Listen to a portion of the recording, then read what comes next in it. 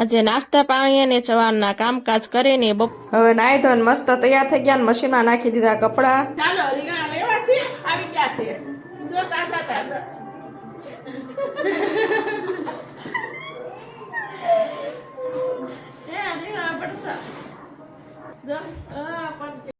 અને વાડીએથી લાવ્યા હતા મસ્ત મજાનું પપૈયું ને પપૈયું ખાઈ લીધું એટલે બાજરાનું દળું નહોતું એટલે બાજરાનું દળું કરવા બેસી ગઈ.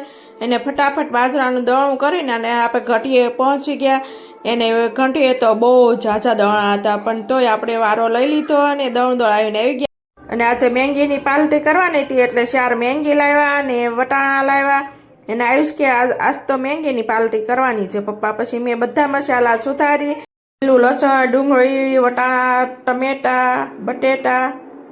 એને હવે આપણે તેલ મૂકી દીધું અને રાઈ નાખી દીધી અને રાઈ નાખી જીરું વઘાણી અને પછી લીલું લસણ નાખી દીધું, પછી ડુંગળી નાખી દીધી ને લીલા વટાણા નાખી દીધા અને બટેટા નાખી દીધા. બધા મસાલા હલાવીને 5 મિનિટ ચડવા દીધું અને ધાણા જીરું, હળદર, મરચું, મીઠું નાખીને પછી હલાવીને પાણી નાખી દીધું. એને પાણી નાખીને પછી બધી પાણી ગરમ થઈ ગયું એટલે મેંગી નાખી દીધી 4. એને પછી નાખી દીધો મસાલો.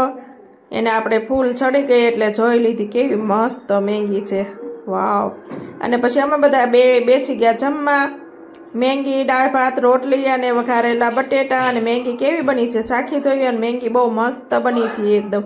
અને તમે પણ આવી જાઓ ખાવા.